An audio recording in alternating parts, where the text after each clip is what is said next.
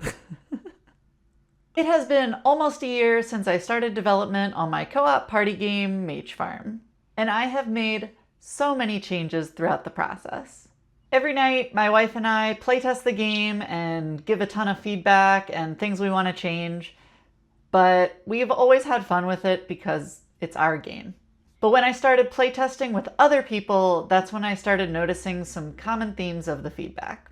Everything's on the left. All the crops are on the left. Everybody goes to the left. No, we didn't plant crops, so... And even though it's easy to come up with a lot of ideas on how to fix things, the best ideas are the ideas that solve multiple problems at once. So I wanted to take you through some of the additions and maybe more importantly the subtractions that have totally transformed our game, Mage Farm. The first big change was the dragon sheep, and you are mage farmers, so dragon sheep made total sense. And they are extremely cute, but do not be fooled because they are doing a lot of work behind the scenes. In addition to helping players fight, they also are spawning potions for players. One of the major issues from early playtesting was that there was not enough potions. I think my initial inclination was, you're farming the ingredients, so you should only earn the potions that you find. But what we found was that the potions are actually the most fun part of the game. And so any way to drastically increase those potions made the game a lot more fun. There was another kind of hidden issue, which was if you weren't doing well and the enemies were destroying all of your crops, then you weren't getting enough ingredients for potions. And so having the dragons spawn the potions was an easy way for players to not immediately lose as soon as enemies destroy their crops. I even added a summon dragon button, so you can kind of position where you want the dragon as well during the fight. I also added flower turrets.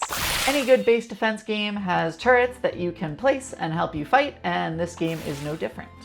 So having these turrets lets players weigh their options. Do I want to spend seeds to plant turrets or crops? And also helps them strategize a bit on where they want their defenses. All right, next was simplifying the game loop, and this is the big one.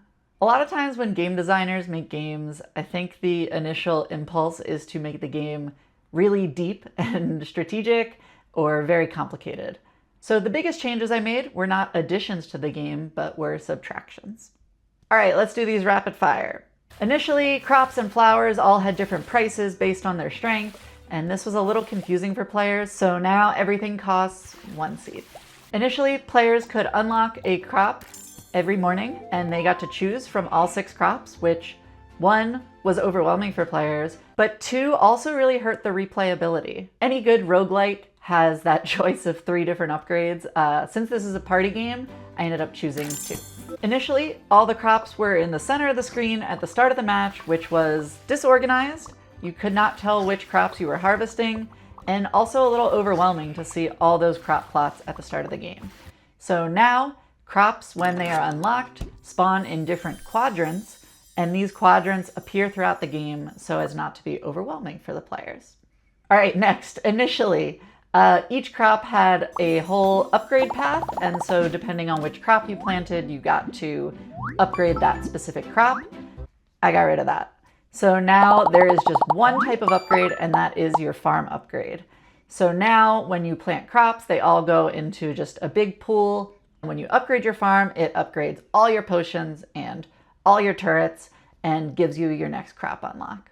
Having this upgrade dictate the pace of the game also did a lot for helping players learn the potions and make the game feel a little less overwhelming. I think the common theme on all these things was just the systems were too complicated, especially for a party game. I feel like the solution is usually to just make things much more simple. All right, the final piece of the puzzle was the end game. It used to be that crops you planted the last day could never be harvested because you have to defend them, and only once they're defended can you harvest your crops. So my initial thought was prevent players from planting the crops the last day and only let them plant the flower turrets. but that wasn't a great solution. What I needed was a way for players to demonstrate everything they had learned that last match and utilize the core systems of the game in a way that felt like it was amounting to something. That led to the Crimson Sunrise. So for the final day now, all the crop plots glow red, and when you plant a seed at them, the crop instantly grows. And this solved so many things at once. It gave players something to do with the last seeds. It let them demonstrate that they understand the whole crop harvesting flow that they've been learning the entire game. And it felt really climactic to, you've been working all game and previously all your crops had to be watered and defended, but now they instantly grow, and that made it really enjoyable. Not to mention, it also made a good opportunity to make a cinematic cutscene. So that was just 3 of the hundreds of decisions I've made in the last couple weeks for Mage Farm, but I think they were 3 really big decisions that completely transformed how the game plays. I will of course be playtesting all of these new changes. If you want to help playtest, you can join my Discord, which I will link in the description. And if you want to be notified when the game demo is released, hopefully very soon, please wishlist the game on Steam. It is the best way to support as well. All right, that was a lot. That's all I had. Bye.